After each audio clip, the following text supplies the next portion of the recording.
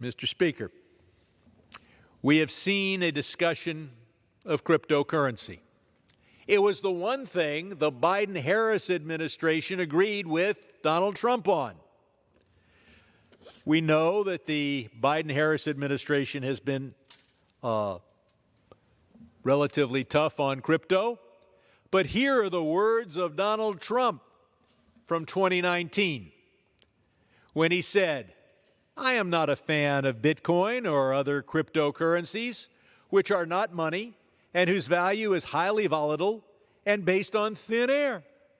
Unregulated crypto assets can facilitate unlawful behavior, including the drug trade and other illegal activity. We have only one real currency in the U.S., and it is stronger than ever, both dependable and reliable. It is the dominant currency anywhere in the world." That's what Donald Trump said until he realized that he could get tens or hundreds of millions of dollars from the crypto billionaire bros if he was willing to change his position. And that is exactly what he's doing. He's going to the Bitcoin 2024 Nashville conference to pledge his allegiance to the Bitcoin billionaires. And you can be sure his campaign will get tens of millions, no, hundreds of millions into super secret PACs to try to propagandize the American people.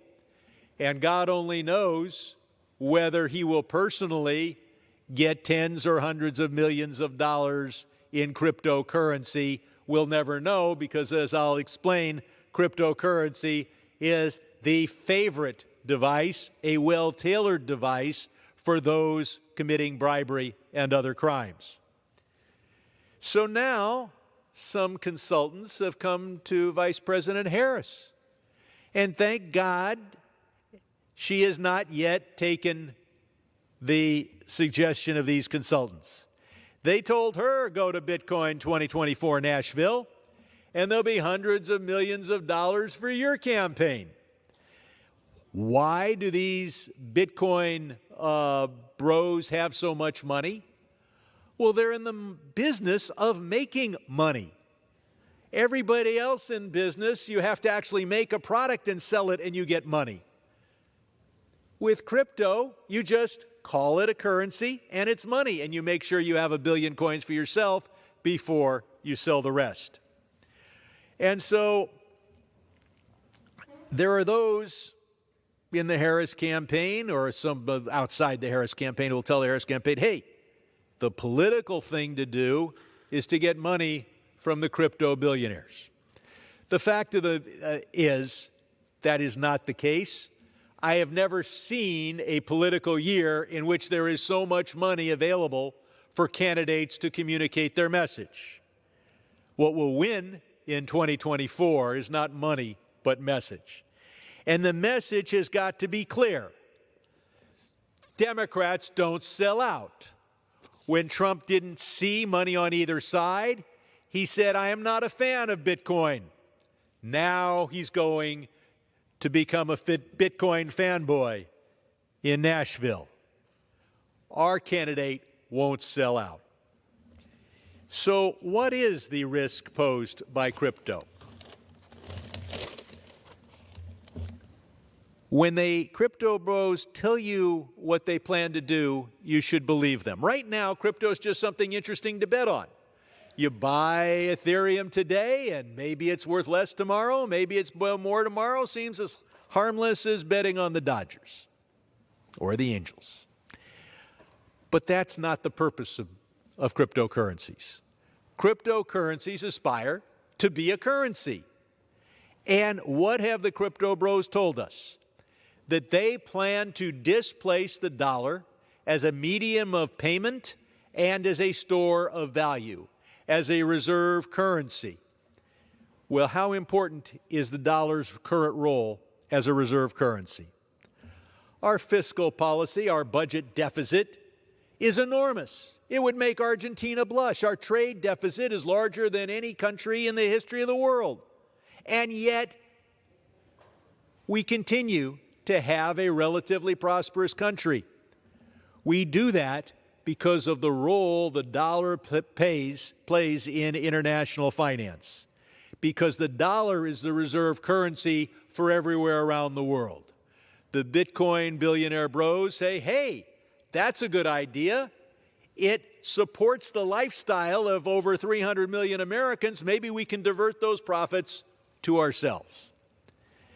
And so they tell you up front they want to challenge the dollar's role. If that role is successfully, evenly, partially challenged, we will have to cut expenditures, including Social Security. We will have to raise taxes. We will be in a very difficult circumstance. And I know people come here and they tell you we're going to have a balanced budget. We last had that under Clinton. Nobody has proposed a system for getting there anytime soon. But it's not just a potential reserve currency. It is designed to be a payment system. Now, how is it going to be better than the dollar? Well, it's electronic. So is Venmo. So is a host of other things that already exist. I'm sure that millions of transactions will take place where people are buying things today using the U.S. dollar, an electronic system. Most people can go a week or several weeks without touching a paper dollar or a paper check. No, what is the thing that the crypto bros think makes their currency better? It's not the fact that it's electronic. It is that it is a perfect device to evade law.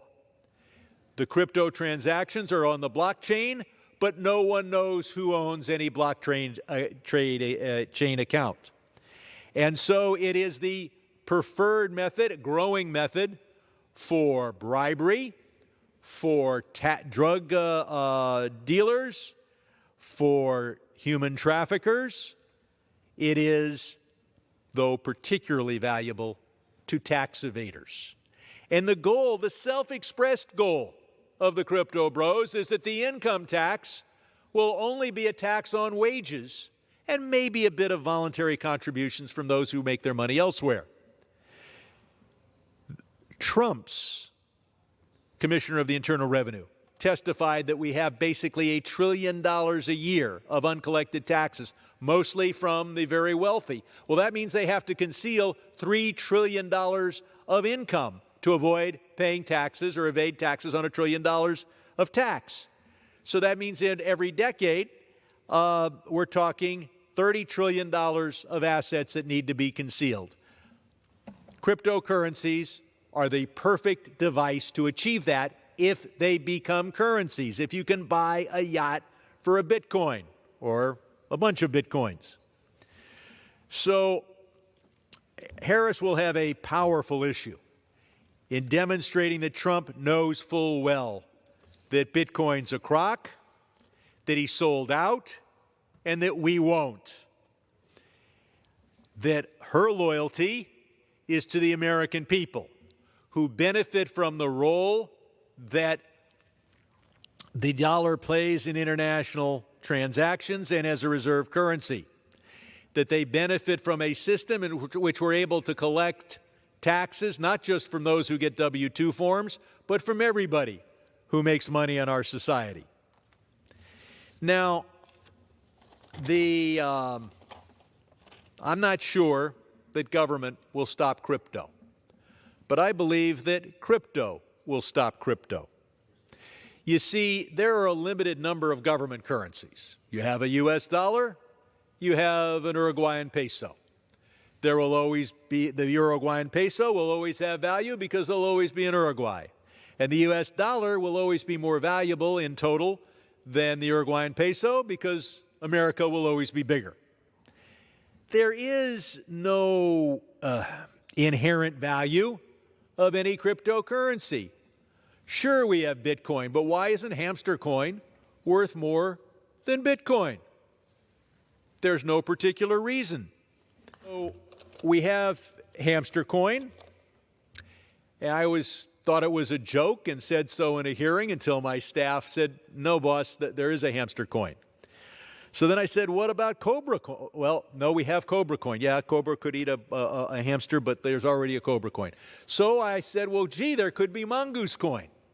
And I proposed it as a hearing as a joke. And lo and behold, by the end of the day, they had created Mongoose coin. Which leads to the question, what about Skibbity coin? I thought that was a joke until I'm told there already is a Skibbity toilet coin.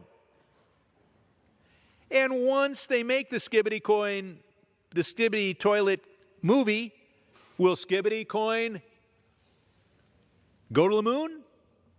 We don't know. But why is Bitcoin more valuable than Skibbity coin? It is today, maybe not after the movie. So the promoters of crypto says, well, there's a limited number of Ethereum. There's a limited number of Bitcoin. You can't have any more, but you can have an infinite number of competing coins. There are roughly 200 countries in the world, not an unlimited number.